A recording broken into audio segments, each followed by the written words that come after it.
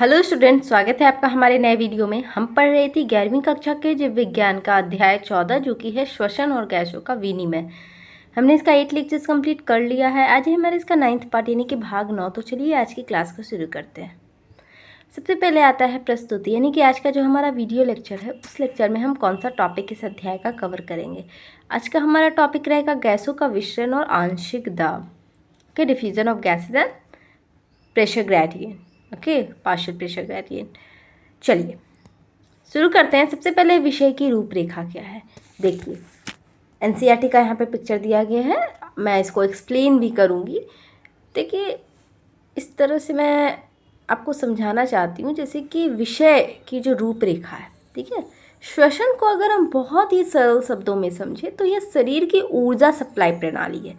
हमारे शरीर की हर कोशिका को काम करने के लिए ऊर्जा चाहिए, चाहे वो चलना हो, सोचना हो, लिखना हो या सिर्फ जीवित रहना ही क्यों ना हो। इस ऊर्जा को बनाने के लिए कोशिकाओं को ऑक्सीजन की आवश्यकता होती है और इसी प्रक्रिया के दौरान कार्बन डाइऑक्साइड जो कि एक अपशिष्ट पदार्थ होता है उसके रूप में बनती है, जिसे शरीर से बाहर निकालना बहुत ज़रूरी होता है। अब यहाँ देखिए सबसे रोचक बात यह है कि यह पूरा काम ऑक्सीजन को अंदर लेना, कार्बन डाइऑक्साइड को बाहर निकालना किसी मशीन या पंप के द्वारा नहीं होता है, बल्कि एक प्राकृतिक और स्वतः होने वाली प्रक्रिया विसरण के द्वारा होता है, डिफ्यूजन के द्वारा होता है। विसरण का अर्थ है गैसों का अपने आप उस दिशा में चलना जहां उनका दाब कम हो, ठीक है। यहाँ आंशिक दाब यानी पार्शियल प्रेशर बहुत महत्वपूर्ण भूमिका निभाता है। हर गैस का अपना एक अलग दाब होता है और वही यह तय करता है कि वह गैस किस दिशा में जाएगी। जहाँ दाब ज़्यादा होगा वहाँ से गैस कम दाब वाली जगह में जाएगी, ठीक है। सबसे खास बात तो यह है कि इस पूरी प्रक्रिया में शरीर का कोई अतिरिक्त ऊर्जा खर्च नहीं करनी पड़ती है, शरीर को कोई भी एक्स्ट्रा एनर्जी नहीं यूज़ करनी पड़ती है, इसलिए इसे पैसिव प्रोसेस कहा जाता है। यानी कि शरीर बिना अतिरिक्त मेहनत किए ही गैसों का आदान प्रदान कर लेता है। जैसे मान लीजिए आपने कमरे में एक कोने में इत्र यानी कि परफ्यूम छिड़का, कुछ ही समय में इसकी खुशबू पूरे कमरे में फैल जाती है। आपने उसे फैलाने के लिए कुछ नहीं किया, यह अपने आप हुआ है और यही होता है विसरण यानी डिफ्यूजन। ठीक इसी तरह हमारे शरीर में भी गैसें भी अपने आप फैलती हैं, स्थान बदलती हैं। ओके, चलिए अब देखिए गैसों का विसरण, डिफ्यूजन ऑफ गैसेस। गैसों का विसरण एक बहुत ही मूलभूत और आसान नियम पर आधारित है। गैसें हमेशा उच्च दाब यानी हाई प्रेशर से निम्न दाब यानी लो प्रेशर की ओर जाती है। यही सिद्धांत हमारे फेफड़ों में हर पल लागू हो रहा होता है, भले ही हमें इसका एहसास हो या ना हो। जब हम सांस लेते हैं तो हवा हमारे फेफड़ों की कोशिकाओं यानी एल्वियोलाई तक पहुंचती है। इन कोशिकाओं में ऑक्सीजन का आंशिक दाब काफ़ी अधिक होता है। दूसरी ओर जो रक्त फेफड़ों में आता है उसमें ऑक्सीजन का दाब कम होता है, क्योंकि वह पहले ही शरीर के ऊतकों को ऑक्सीजन दे चुका होता है। अब इस अंतर के कारण क्या होता है, खुद सोचिए।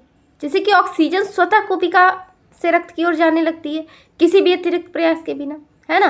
और ठीक इसी समय क्या होता है, एक और प्रक्रिया साथ साथ चल रही होती है। रक्त में कार्बन डाइऑक्साइड का दाब अधिक होता है क्योंकि यह कोशिकाओं से आया है, जबकि कोशिका में कार्बन डाइऑक्साइड का दाब कम होता है। इसलिए कार्बन डाइऑक्साइड स्वतः रक्त से कोशिका की ओर चली जाती है और बाद में सांस छोड़ने पर बाहर निकल जाती है। यह पूरा आदान प्रदान एक पतली सी झिल्ली यानी डिफ्यूजन मेम्ब्रेन के माध्यम से होता है, जो कि इतनी पतली होती है कि गैसें आसानी से उसे पार कर सकती हैं। आप इसे बिल्कुल डेली लाइफ से भी रिलेट कर सकते हो। मान लीजिए कि एक जगह बहुत ज़्यादा भीड़ है और पास में एक खाली जगह है, तो लोग अपने आप स्वतः भीड़ वाली जगह से खाली जगह की ओर जाने लगते हैं। किसी को उन्हें धक्का देने की ज़रूरत नहीं पड़ती है, वे खुद ही संतुलन बनाने की कोशिश करते हैं। ठीक इसी तरह गैसें भी संतुलन बनाने की कोशिश करती हैं, जहां ज़्यादा है वहां से कम वाली जगह की ओर जाती हैं। नेक्स्ट आता है आंशिक दाब यानी पार्शियल प्रेशर। देखिए पार्शियल प्रेशर क्या होता है, हम जो हवा सांस के रूप में लेते हैं वह एक ही गैस नहीं होती है, बल्कि कई गैसों का मिश्रण होता है। जैसे कि ऑक्सीजन हो गया, नाइट्रोजन हो गया, कार्बन डाइऑक्साइड हो गया, बहुत से हो गए।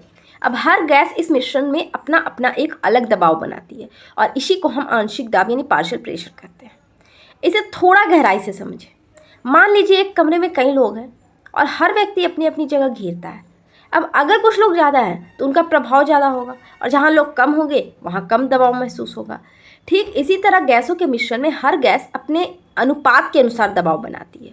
ऑक्सीजन के दबाव को हम पार्शियल प्रेशर ऑफ ऑक्सीजन और कार्बन डाइऑक्साइड के दबाव को partial pressure of carbon dioxide से दर्शाते हैं, PO2 और PCO2 से, ठीक है। और इसे हम किस में मापते हैं, mmHg में, मिलीमीटर ऑफ मरकरी जिसे बोलते हैं, ओके, इसमें मापा जाता है।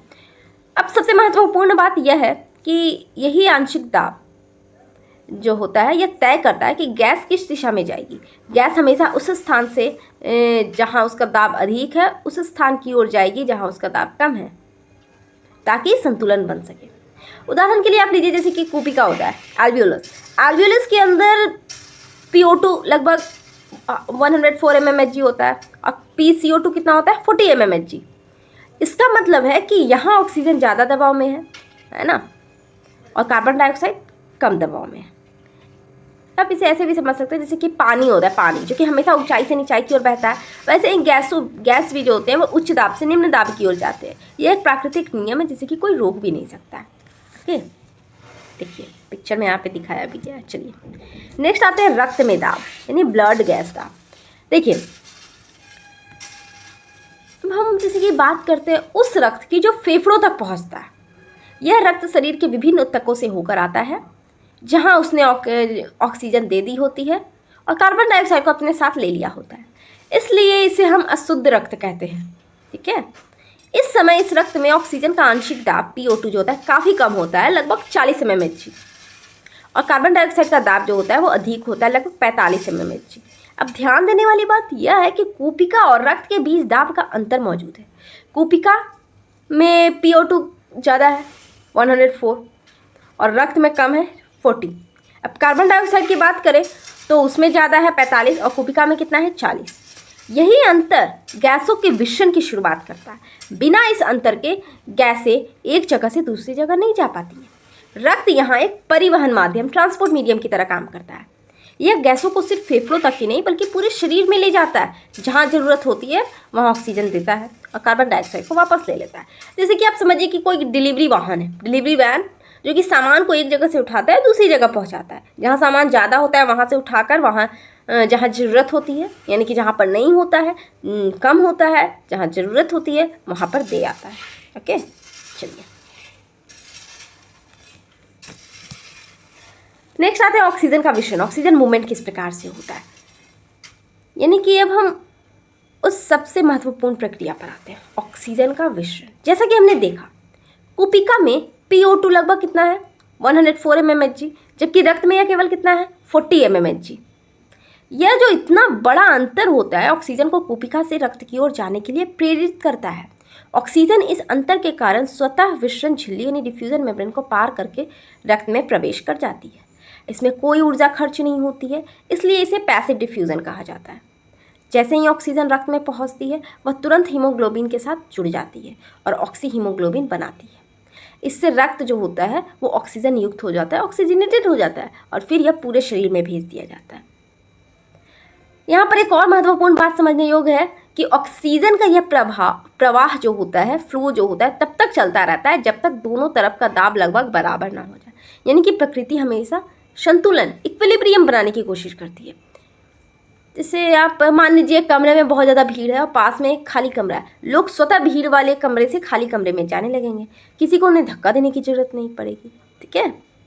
ठीक इसी तरह ऑक्सीजन भी भीड़ यानी कि उच्च दाब वाले क्षेत्र से खाली यानी कि निम्न दाब वाले क्षेत्र की ओर चले जाते हैं। अब आता है कार्बन डाइऑक्साइड का विषय, CO2 का मूवमेंट। देखिए जिस तरह हमने ऑक्सीजन का मूवमेंट देखा, तो अब हम ऑक्सीजन के बिल्कुल उलट होने वाली प्रक्रिया को समझते हैं, यानी कि कार्बन डाइऑक्साइड का विषय।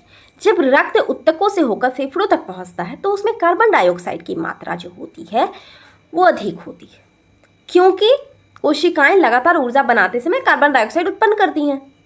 इसलिए रक्त में PCO2 लगभग 45 mmHg होता है। दूसरी ओर हम बात करें कूपिका की, एल्वियोलस की, तो उसके अंदर कार्बन डाइऑक्साइड का दाब अपेक्षाकृत कम होता है, लगभग 40 mmHg। अब इस दाब अंतर के कारण कार्बन डाइऑक्साइड स्वतः क्या करता है, रक्त से कूपिका की ओर जाने लगती है। यह भी एक पैसिव डिफ्यूजन होता है, कोई ऊर्जा खर्च नहीं होती है, सिर्फ दाब का अंतर ही इसे संचालित करता है। जैसे ही कार्बन डाइऑक्साइड कूपिका में पहुंचती है वह हमारे निश्वसन, एक्सहेलेशन के दौरान शरीर से बाहर निकल जाती है। ये जो प्रक्रिया है लगातार चलती रहती है, जिससे कि शरीर में कार्बन डाइऑक्साइड जमा नहीं हो पाती है ना। और ये बहुत ज़रूरी भी है। यहाँ पर एक बहुत ही ज़्यादा महत्वपूर्ण बात समझने योग्य यह है कि कार्बन डाइऑक्साइड का बाहर निकलना उतना ही ज़रूरी होता है जितना कि ऑक्सीजन का अंदर जाना। यदि कार्बन डाइऑक्साइड शरीर में जमा होने लगेगा तो यह रक्त के पीएच को बदल सकता है और शरीर के संतुलन को भी बिगाड़ सकती है। जैसे मान लीजिए एक कमरे में धुआं भर गया है, अगर आप खिड़की खोल दें तो धुआं अपने आप बाहर निकलने लगता है, क्योंकि बाहर का वातावरण कम धुएं वाला होता है। तो ठीक उसी तरह कार्बन डाइऑक्साइड भी रक्त से कोशिका की ओर निकल जाती है। ओके, अब नेक्स्ट आता है ऑक्सीजन युक्त रक्त, ऑक्सीजनेटेड ब्लड। अब जब ऑक्सीजन रक्त में प्रवेश कर चुकी है और कार्बन डाइऑक्साइड बाहर निकल चुकी है तो रक्त की संरचना में एक महत्वपूर्ण परिवर्तन होता है। अब इस रक्त में ऑक्सीजन की मात्रा बढ़ जाती है। PO2 लगभग कितना हो जाता है 95 mmHg, और कार्बन डाइऑक्साइड की मात्रा घटकर कितना हो जाता है PCO2 लगभग कितना हो जाता है 40 mmHg। इस अवस्था में इस रक्त को हम ऑक्सीजन युक्त यानी ऑक्सीजनेटेड या फिर कह सकते हैं शुद्ध रक्त कहते हैं। यह रक्त फेफड़ों से हृदय तक जाता है और फिर वहां से पूरे शरीर में पंप कर दिया जाता है। अब यह रक्त हर कोशिका तक पहुंचकर उसे ऑक्सीजन देता है, जिससे कि कोशिकाएं ऊर्जा यानी ATP बना पाती हैं। यानी यही रक्त शरीर की ऊर्जा सप्लाई लाइन बन जाता है। यहाँ एक सूक्ष्म लेकिन एक महत्वपूर्ण बात यह है कि फेफड़ों में PO2 104 mmHg होता है, लेकिन रक्त में यह लगभग 95 mmHg तक पहुँचता है, क्योंकि थोड़ा सा मिश्रण हो जाता है कि नहीं, मिक्सिंग हो जाता है यहाँ पर। तो आप इसको ऐसे समझिए जैसे कि कोई वाहन है, कोई भी वाहन, वैन हो गया, गोदाम से सामान भरकर निकलता है, फिर अलग अलग जगहों पर उसे पहुंचाता है। ठीक वैसे ही ऑक्सीजन युक्त रक्त भी होता है जो पूरे शरीर में ऑक्सीजन पहुंचाने का कार्य करता है। चलिए अब देखिए उत्तक स्तर पर विसरण किस प्रकार से होता है। पिक्चर भी आप देखते जाइए ताकि जो आपको डायग्राम रहे ना तो उससे आपको याद रहे कि ऑक्सीजन का पार्शियल प्रेशर कहाँ पर कितना है, कार्बन डाइऑक्साइड का पार्शियल प्रेशर कहाँ पर कितना है। यानी कि अब हम शरीर में, ठीक है, शरीर के दूसरे छोर पर पहुँचते हैं, यानी कि उत्तकों में, जहाँ वास्तव में ऊर्जा का उपयोग हो रहा होता है। जब ऑक्सीजन युक्त रक्त उत्तकों तक पहुँचता है तो यहाँ स्थिति फेफड़ों के बिल्कुल विपरीत होती है, उल्टा होता है। कोशिकाएं लगातार चयापचय यानी मेटाबॉलिज्म कर रही होती है, इसलिए उन्हें ऑक्सीजन की ज़रूरत होती है, ठीक है, और वे कार्बन डाइऑक्साइड बना रही होती है। इस कारण उत्तकों में PO2 जो होता है कम होता है, PCO2 अधिक होता है। रक्त में PO2 अधिक यानी कि 95 mmHg और उत्तकों में कम होता है, इसलिए ऑक्सीजन जो होता है रक्त से उत्तकों में चली जाती है। उत्तकों में PCO2 अधिक होता है और रक्त में कम होता है ना, तो इसलिए कार्बन डाइऑक्साइड कहाँ जाता है, उत्तकों से रक्त में आ जाती है। यहाँ भी वही मूल सिद्धांत काम करता है, दाब का अंतर, प्रेशर ग्रेडियंट। इस प्रक्रिया से कोशिकाओं को ऑक्सीजन मिलती है, जिससे कि वे ऊर्जा बना पाती हैं, और कार्बन डाइऑक्साइड रक्त के माध्यम से वापस फेफड़ों तक पहुँच जाती है, जहाँ से वह बाहर निकाल दी जाती है। आप इसे बहुत ही ईजी वर्ड में आप समझ सकते हो, जैसे कि जहाँ किसी चीज़ की ज़रूरत होती है वहाँ वह पहुँच जाती है, और जहाँ अधिकता होती है यानी जहाँ पे बहुत ज़्यादा वो चीज़ होती है वहाँ से वह हट जाती है। यानी शरीर हमेशा संतुलन बनाए रखने की कोशिश करता है। ठीक है, अब आगे आते हैं। यहाँ पर देखिए ये NCERT का टेबल दिया गया है, तालिका 14.1। वातावरण की तुलना में विश्व में सम्मिलित विभिन्न भागों पर ऑक्सीजन एवं कार्बन डाइऑक्साइड का आंशिक दाब mmHg में। ये आप बहुत ज़्यादा इंपॉर्टेंट है एग्जाम्स के लिए भी, आपके कॉन्सेप्चुअल अंडरस्टैंडिंग के लिए भी। ठीक है, आपको ये अच्छे से याद रखना है कहाँ पर कितना होता है। ठीक है, श्वसन ऑक्सीजन और कार्बन डाइऑक्साइड का दिया गया। वातावरणीय वायु में कितना होता है, ऑक्सीजन का 159 mmHg, कार्बन डाइऑक्साइड 0.3 mmHg। वायु कोशिका की बात करें तो ऑक्सीजन कितना होता है 104 mmHg और कार्बन डाइऑक्साइड 40 mmHg। देन आप कर सकते हो अनऑक्सीकृत रक्त, ठीक है, डीऑक्सीजनेटेड ब्लड में ऑक्सीजन कम होगा 40 mmHg और carbon dioxide 45 mmHg। Oxygenated blood में हम बात करें तो ऑक्सीजन ज़्यादा होता है 95 mmHg और कार्बन डाइऑक्साइड 40 mmHg। टिश्यूज़ की बात करें तो ऑक्सीजन हो जाएगा 40 mmHg और कार्बन डाइऑक्साइड 45 mmHg। यहाँ पे ज़्यादा नंबर्स नहीं है अलग अलग कि आपको याद करने में परेशानी हो, ठीक है, बहुत ही सिंपल है और टेबुलर फॉर्म में यहाँ पर दिया गया तो आपको याद करने में भी आसानी है। ओके, चलिए अब यहाँ पर देखिए ये फ्लो चार्ट भी आपको बहुत अच्छे से याद रखने हैं। किस तरह से अंतःश्वसित वायु जब इनहेलेशन होता है तब क्या होता है, ऑक्सीजन कितना हो जाता है 104 mmHg, जो कि मैंने अभी बताया टेबुलर फॉर्म में। एल्विलाई में कितना होता है प्रेशर, ठीक है, उसके बाद उसी तरह से ट्रेवल करता है। देन ये पूरा है, ये जो टेबल है वायु कोशिका एवं शरीर उत्तकों के बीच गैसों का विनिमय और ऑक्सीजन कार्बन डाइऑक्साइड का रक्त के साथ वहन का आरेखीय चित्र दिया गया। किस तरह से फ्लो होता है, कहाँ पर, कहाँ से, ये मैंने जब मैं स्टेप बाय स्टेप मैं जब यहाँ पर बता रही थी, सारे जो भी पोर्शन थे, ठीक है, एक्सप्लेनेशन की डिफरेंट स्टेप्स के, मैंने उसे एक्सप्लेन कर दिया था, ठीक है। चलिए तो नेक्स्ट आते हैं निष्कर्ष यानी कि कंक्लूज़न। अब देखिए मुख्य बिंदु क्या है, हम इसका कंक्लूज़न क्या निकाल सकते हैं। पूरे विषय को यदि हम एक साथ देखें तो स्पष्ट होता है कि गैसों का मिश्रण पूरी तरह आंशिक दाब के अंतर पर आधारित है। ऑक्सीजन और कार्बन डाइऑक्साइड हमेशा विपरीत दिशाओं में चलते हैं, एक अंदर जाती है दूसरी बाहर निकलती है। यह पूरी प्रक्रिया पैसिव होती है यानी कि बिना ऊर्जा खर्च किए होती है, और यही श्वसन को सरल, तेज और प्रभावी बनाती है, ठीक है। आप यह कह सकते हैं कि दाब का जो अंतर होता है वही जीवन को चलाता है, क्योंकि यही गैसों के आदान प्रदान को संभव बनाता है, ठीक है। तो फिर अब आता है संक्षेपण, यानी कि आज की क्लास में हमने क्या क्या पढ़ा। आज हमने देखा है गैसों का विषय और आंशिक दाब, ठीक है, हमने इस पर चर्चा की। चलिए ठीक है, तो फिर मिलते हैं हम लोग अगले वीडियो में। आज के लिए इतना ही, धन्यवाद।